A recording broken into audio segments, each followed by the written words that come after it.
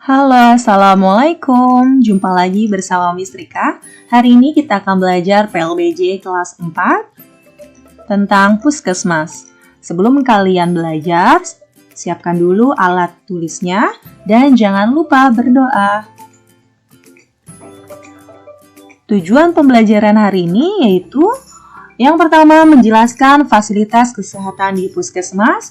Yang kedua, menjelaskan tugas dan fungsi di puskesmas. Yang ketiga, menjelaskan mengenai pelayanan BPJS. Yang keempat, menceritakan pengalaman mengunjungi puskesmas. Baik anak-anak, sekarang kita akan bahas. Yang pertama, ada fasilitas kesehatan di puskesmas. Yang kedua, yaitu tugas dan fungsi puskesmas. Yang ketiga, pelayanan BPJS kesehatan tingkat pertama. Miss akan bahas fasilitas kesehatan di puskesmas terlebih dahulu. Puskesmas itu kepanjangan dari Pusat Kesehatan Masyarakat. Puskesmas merupakan fasilitas kesehatan umum di tingkat kecamatan. Tujuan puskesmas untuk memberikan pelayanan kesehatan dengan biaya terjangkau, tetapi tetap memberikan pelayanan kesehatan yang optimal. Pelayanan kesehatan yang optimal ditandai dengan adanya fasilitas kesehatan yang lengkap dan memadai, serta tenaga medis profesional. Fasilitas kesehatan di puskesmas ada 5. Yang pertama ada rawat jalan, yang kedua rawat inap, yang ketiga pelayanan screening, keempat yaitu pelayanan kehamilan, dan kelima ada transfusi darah. Oke, kita akan bahas masing-masing dari setiap bagian. Yang Miss pertama akan bahas yaitu rawat jalan. Rawat jalan adalah tingkat pertama yang memberikan pelayanan pencegahan penyakit, konsultasi dan saran pengobatan tanpa mengharuskan pasiennya untuk dirawat inap. Yang kedua ada rawat inap. Rawat inap tingkat pertama yang memberikan pelayanan dan penanganan kesehatan terhadap pasien yang mengharuskannya diinapkan di suatu ruangan khusus. Ruangan khusus itu disebut ruang inap. Yang ketiga, pelayanan screening. Apa itu pelayanan screening? Yaitu pemeriksaan kesehatan untuk pasien yang memiliki resiko diabetes mellitus tipe 2, hipertensi, kanker payudara, kanker leher, kanker rahim, dan penyakit lain yang telah ditetapkan dalam peraturan. Pelayanan kehamilan. Pelayanan kehamilan itu pemeriksaan kondisi ibu hamil, membantu persalinannya, perawatan pada masa nifas, menyusui, program keluarga berencana, serta imunisasi pada dasar bayi. Nah, sekarang misalkan jelaskan transfusi darah. Transfusi darah adalah proses menyalurkan darah ke sistem peredaran darah seseorang. Transfusi darah dilakukan sesuai dengan golongan darah orang yang ditransfusi. Ada 4 golongan darah yaitu A, B, AB, dan O. Orang yang mendapat transfusi darah hanya dapat menerima darah yang bergolongan sama. Jadi misalkan ada seseorang yang membutuhkan golongan darah A, maka orang yang mentransfusi darah itu harus bergolongan darah A juga. Seperti itu anak-anak. Nah, sekarang kita akan bahas fasilitas tambahan puskesmas untuk desa-desa yang belum terjangkau. Yang pertama ada puskesmas pembantu. Yang kedua, puskesmas keliling. Yang ketiga, ada klinik bidan. Yang keempat, yaitu posyandu. Posyandu itu kepanjangan dari Pos Pelayanan Terpadu. Tugas puskesmas adalah melaksanakan kebijakan kesehatan demi tercapainya tujuan pembangunan kesehatan di wilayah kerjanya. Kegiatan-kegiatan di puskesmas yang pertama ada memberikan penyuluhan kepada masyarakat untuk ikut serta dalam peningkatan hidup sehat. Yang kedua, memberikan pelayanan kesehatan secara terpadu menyeluruh dan merata kepada individu, keluarga, kelompok, dan masyarakat.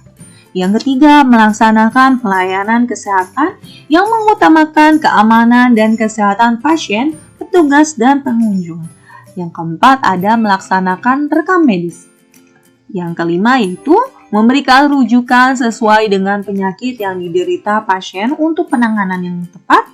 Yang terakhir ada peningkatan kemampuan dan keahlian tenaga kesehatan. Nah, itu kegiatan-kegiatan yang ada di puskesmas. Fungsi pokok puskesmas berdasarkan tugasnya.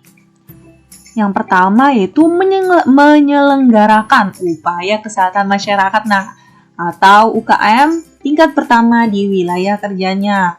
Menyelenggarakan upaya kesehatan perseorangan UKP tingkat pertama di wilayah kerjanya. Jadi ada 2 fungsi pokok berdasarkan tugasnya.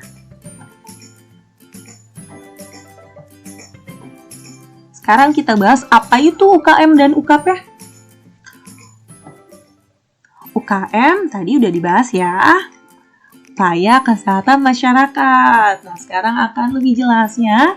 Setiap kegiatan pelayanan kesehatan yang ditujukan untuk pemeliharaan, peningkatan, pencegahan, penyembuhan penyakit, serta pemulihan kesehatan keluarga, kelompok, dan masyarakat. UKP itu upaya kesehatan perseorangan.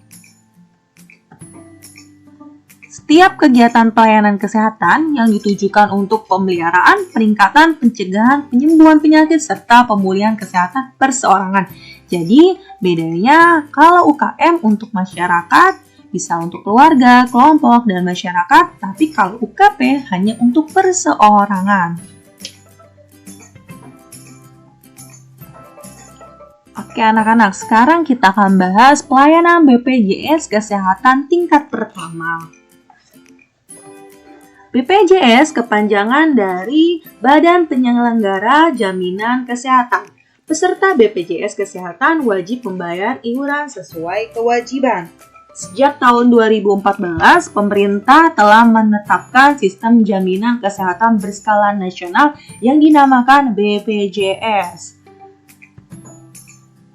Nah, keuntungan menjadi anggota BPJS Kesehatan adalah pasien bisa mendapatkan pelayanan kesehatan dengan keringanan biaya atau bahkan tanpa dipungut biaya apapun atau sama sekali.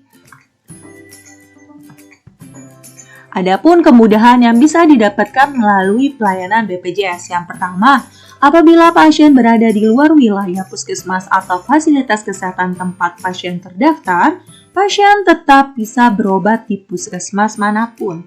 Yang kedua, jika ada kejadian gawat darurat, pasien juga bisa mendapatkan pelayanan kesehatan di puskesmas atau vaskes manapun.